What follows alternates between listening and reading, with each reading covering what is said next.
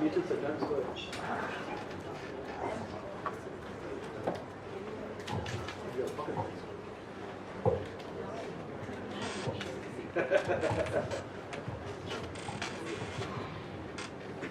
I'll have to carry it.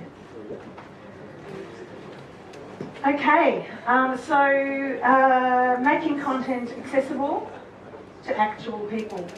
So I want to talk to you tonight about the bits of accessibility that can't be automatically built or tested, which are more often than not the bits that fall through the gaps.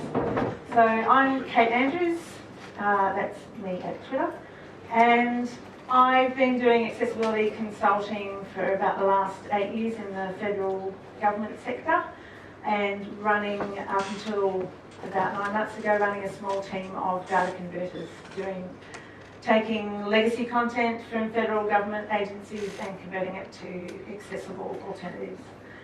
So what do I mean by accessible content? I'm going to be focusing on the bits, the content within the page, things like text, images, videos, that kind of stuff. One of the things about accessible content is that it's only ever a point in time. So you can build a beautiful site that's perfectly accessible, and then as soon as it goes live, once people start adding content into it, it immediately can degrade. The best approach is to make sure that you're educated, or if you're handing it to a client, that your client is educated and they've got a policy, a process in place to make sure that what is going into the site is going to be accessible. So there are a couple of ways you can work out if your content's accessible. There are some online tools that you can test various bits and pieces with. There are enterprise-wide solutions like Content Sheriff that you can pay a lot of money for to run over your entire corporate site. There are plenty of consultants who will take your money to give you advice about whether it's accessible or not, but again, you've got to remember that it's a point-in-time thing. You can, some people will offer certification that your site is accessible. I would suggest that you run a mile from that. I've been asked several times to certify that a government website is accessible, but really the only way that accessibility can be determined and guaranteed is in a court of law. So if someone's asking you to certify that their site is accessible, it really means that they want to be able to pass the buck if it ever goes to court. In terms of your obligations, we're talking about, well, I'll be talking about the accessibility as it's embedded in the Web Content Accessibility Guidelines 2.0, but that's not an obligation that anyone's required to follow. But in terms of what we produce in Australia, we're obliged under the Disability Discrimination Act to make sure that content is accessible. And if you're doing anything for the government sector, particularly the federal government sector, they've been obliged to have all accessible content since the end of 2014. There has, as far as I know, there's only been one successful court case completed in Australia, and that was in 2000 against the Sydney Olympics website. And the Human Rights Commission then very smartly employed the man who won that case. And there have been a few settled out of court, Coles settled out of court for a big one last year. So that's what your obligations are, but really, generally it's just a good thing to do. So what, in terms of what can be tested, I'm talking about automatic testing, I'm not talking about qualitative user-based testing, I'm talking about things that you can test with a tool. So what can we test? We can test for colour contrast. We can test whether something is suitable for colourblind people of various types. We can test for readability level. That particularly comes into play if you're trying to be accessible with AAA level of the Web Content Accessibility Guidelines. And there's a bunch of things in the HTML that you can test. They include correct heading structure. So your heading levels need to be nested, heading 1, heading 2, heading 3. You can't just jump from heading 1 to heading 3 because you think heading 3 looks better on the page. The screen reader depends on having that structure to know where you are in the structure of the page. We can test whether the human language has been set. It's important for for the screen reader to know how to pronounce various things on the page. We can test whether controls have labels, whether videos have captions, whether data tables have headers, and whether images have alternative text. Now the problem is, the things we can't test are whether the captions on the videos are accurate, whether the table cells and headers match, whether you've used the scope attribute properly to match the cells within a table to a particular header, column or row. And that becomes particularly important if you've got any tables that have split or merged cells in them. You can't test whether the alternative text is meaningful. I once had someone pass a Word document to me, 700 pages, riveting document about fisheries.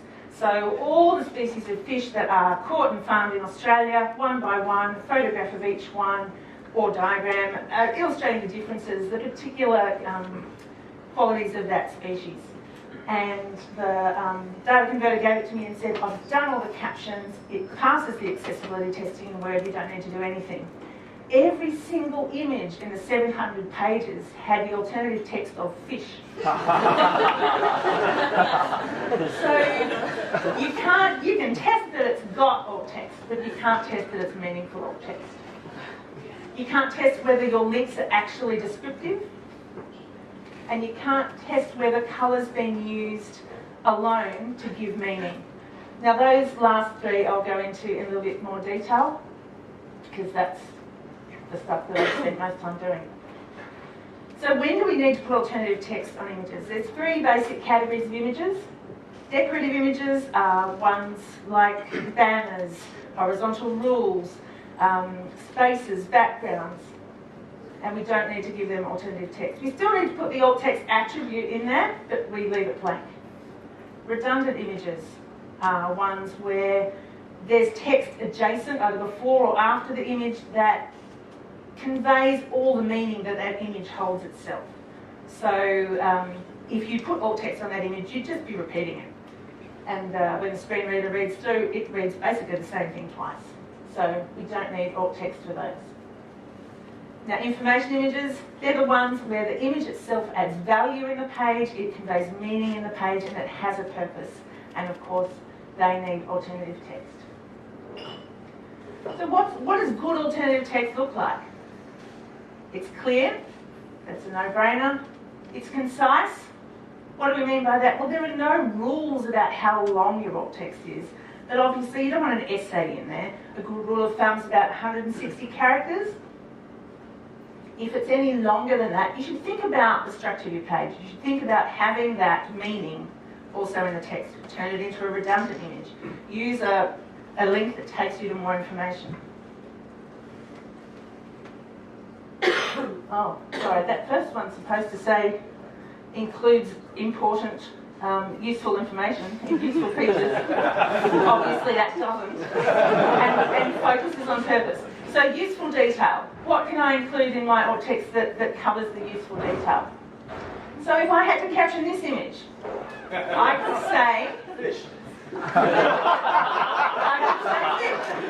I could say man standing at podium. It's not wrong. I'd be tempted to say doofus with big ears and dodgy politics. Also not wrong. But I could even say Tony Abbott standing at a lectern. And that would be close to good alt text, but you're missing out the useful detail. You should be highlighting the fact that he's standing in front of Six Flags. We all know we made a big deal out of it at the time. It's important detail. We should probably mention that he's standing behind a logo of the Australian Federal Police. They're the kind of useful details that we should be looking at the image and including. And that's stuff you can't automate. You need a person to work on that. You either need to do it yourself or engage a technical communicator or someone else to do that. What do I mean by purpose? What am I looking at when I want to have purpose in my alt text? So, if this was, What you put in the alt text varies depending on the purpose of the image. If this image appeared on a page about the cutest cat images on the internet, number 3 will astound you, then you would have the alt text of cat wearing glasses. That's totally fine. However, if it was an article about the importance of getting your optical prescription correct for your feline, then you would mention the squint. You would mention the fact that this cat obviously can't see correctly through these glasses, so the squint is an important feature. The purpose is key. Now, charts and diagrams are a special case. You need to include the type of chart or diagram it is, trends or data points. So if the diagram is showing a particular year had much more sales than another, then you highlight that. Again, you should be looking at the purpose of the image. So the trends or data points usually go to that purpose. And anything essential that's understanding. So if you've got a bar chart, for example, what's on the y-axis, what's on the x-axis, what are the units of measurement? Don't include the actual data. And don't include any extra information. You shouldn't think of alt text as being a tooltip. You're not adding value, you're just conveying the meaning that's in the actual image. So for example, this pie chart, she loves you, yeah, yeah, yeah. So the alt text of this one, we would say that it was a pie chart. We would mention the various lyrics that were being checked for, and we would mention that around half of the values were for yeah. We wouldn't say this was a Beatles song, it was recorded in this year, and we wouldn't include the whole of the lyrics. We wouldn't add information, we just convey what was there. So there are some special cases. Logos. Logos, you need to include the name of the organisation, you need to include verbatim any text that's in the logo, and you also need to include any important features. So stuff that you would normally leave out of an image that's just there to look good, you actually need to include that in a description of a logo because it speaks to the corporate identity. If you've got text rendered as an image, heaven forbid if someone's used word art, you need to actually spell out that verbatim in the alt text. Bullets, if you've actually used images as bullets, I'm sorry, you do need to have each one with the alt text of bullet. Signatures, you should say who it is that's signed and the fact that it's a signature. Grouped images, if you've broken an image, a very large image up into smaller parts, and if you've got a sequence of images that go together, don't put alt text on all of them. Just put alt text on the first one and describe them as a group, and then leave the alt text blank for the remaining images. Okay, descriptive links. So what do we mean by descriptive links? So you should remember that when someone's using a screen reader, some screen readers give you the option of just skipping to the links, which means that something like click here means nothing. You have to make sure that you're giving an indication to the user of where they're going when they follow that link. So click here and learn about accessibility is not good.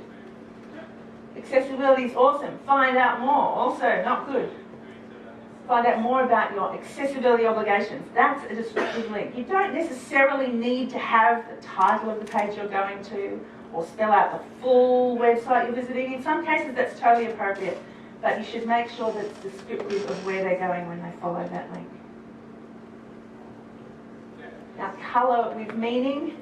If you're using colour to convey meaning, you have to make sure to include on the page some other way of conveying the same meaning. I don't just mean alt text.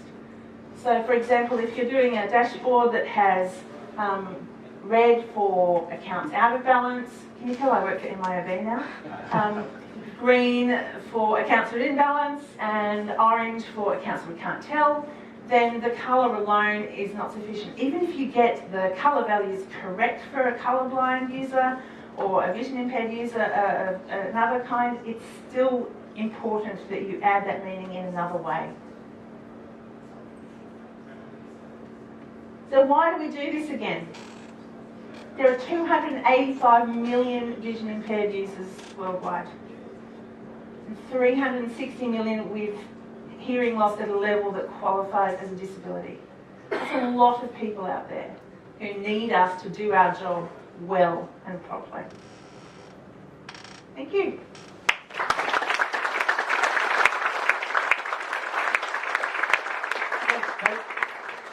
Does anyone have any questions for Kate? We got a question over here. Corey? Hi, Kate. I was just wondering if there's ever a case for punctuation only alt text, for example, for bullets or something. In terms of just having a full stop in the alt text for the bullet? Or an asterisk or something, yeah. No. You should actually say what it is. Because if you imagine, I mean, you're the screen reader, dude. Yeah, no, it's because it reads it out as that punctuation. And the rule with bullets is call it bullet. Yeah. Oh, thanks, Jeremy. Went over there.